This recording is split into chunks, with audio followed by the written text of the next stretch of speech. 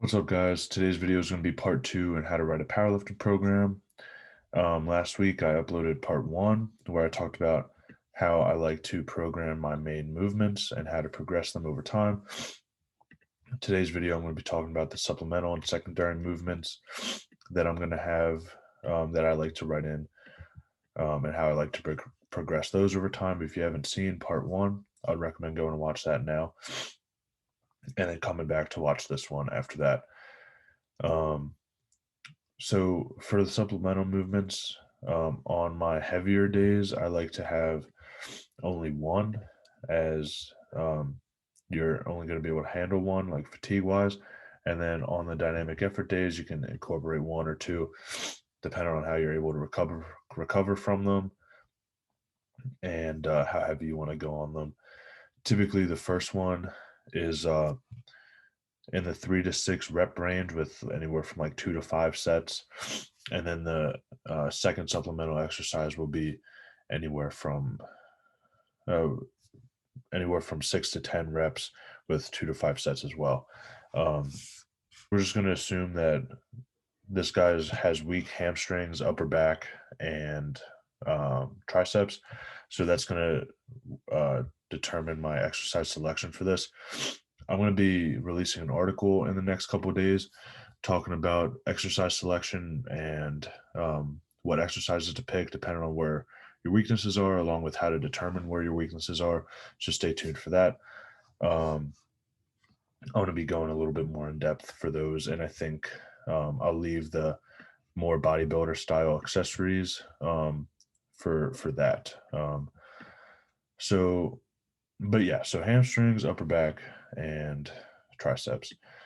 On this day, we're just going to put in the non-comp deadlift. This is just a good thing to do. No matter your pulling style, obviously, just because works your muscles differently. It's good to be proficient at both, just in case something happens. Um, if your back's hurting you with conventional on meet day because you did something to it to this during the squat, you switch over to sumo. You could still pull something depending on how your back feels and whatnot. Um, so yeah, we're gonna do 3 sets of 6 um, to start off with, and then move to 3 sets of 5 and 3 sets of 4, because that's the way I like to progress them. Um, I like to either decrease the reps and increase the weight, or increase the reps and keep the weight the same. So you're either going down in reps, up in intensity, or keeping the intensity the same and increasing the reps. So an example of that would be 3 sets of 6 with like 400 pounds, then, 3 sets of 4 with 400 pounds, then go to 5 reps with 400 pounds, then 6 reps, 400 pounds. I pull conventional, but sumo deadlifts work my upper back really well. I'm not sure if it would be the other way around, but regardless of how that is, it's just I put 25 pounds on my deadlift in like 8 weeks. Not really training my deadlift, just doing sumo. So I'm a big, I support doing your opposite stance a ton. So next one for bench, we're going to do JM press. For this one, even though I said it's the first um, supplemental exercise, we're going to say that it's 3x8. This is because JM press tends to put a lot of stress on your elbows. So if you're doing the exercise for the first time, I wouldn't recommend doing too heavy a weight or too many reps, because both will put stress, a lot of stress on your elbows. So kind of keeping it in the middle and progressing it very slowly over time would be a good idea. So I'm actually going to keep the reps the same. And I would only recommend moving up 5 pounds from week to week and doing that for a while to build up your like tendon strength and your elbow's ability to handle that type of volume. But it's a great exercise. I've benefited a lot from using it. I like that one a lot, but this one is specific to the JM press. For day 3, now that we're getting into the dynamic effort days, we can start doing 2 secondary movements, 2 supplemental movements. I'm going to use those interchangeably if you haven't figured it out already. But for this day, we're going to start with a safety squat bar, pause squat. This is going to work the upper back that we said was an issue, along with just being terrible. This movement sucks, but it's helped me a bunch. I have another story. After not training my squat with a straight power bar for 4 weeks, I hit 550 easier than I hit 500 at the beginning of those 4 weeks. So 550 at the end was easier than 500 at the beginning. And I hadn't used a power bar during those times. It's just anecdotal, but I really like these. And one of my problems is my upper back. So that's part of the issue. But for this one we're going to progress upwards. So we're going to start off with 3x4, and then go to 3x5 and 3x6. This part is somewhat arbitrary on how you do it. I like to just mix it up sometimes. This is a good way for me to challenge and push myself because I know what weight I have to use. I know how many reps I have to get. It's an easier way for me to challenge myself. For these, like you could do it. You could not increase the weight enough and just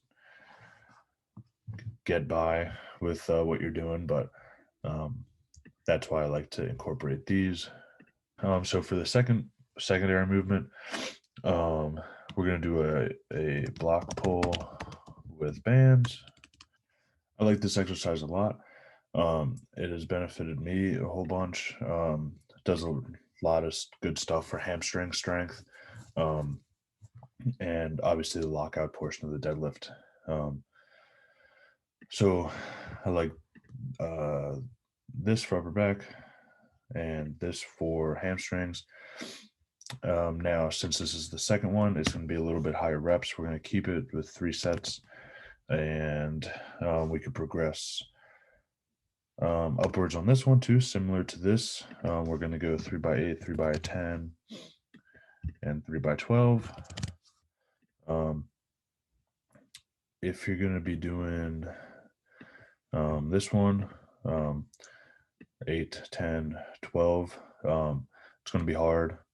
But like I said, it's a good opportunity to push yourself, and you should be able to do it.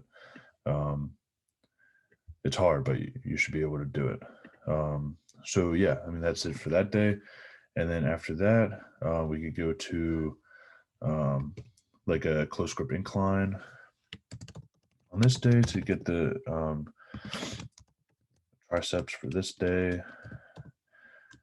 This is a great exercise that I like for triceps. I suck at this movement. It's really bad, but like I benched 380, which isn't super impressive or anything, but I can do like sets of 10 with like 135 on this with like a minute rest, and it's kind of hard. I'm not gonna lie, it's kind of hard, especially if I haven't done it for a while. Just throwing myself out there, but it's good exercise, and I believe that helps me a lot. I believe that I've seen it help other people as well.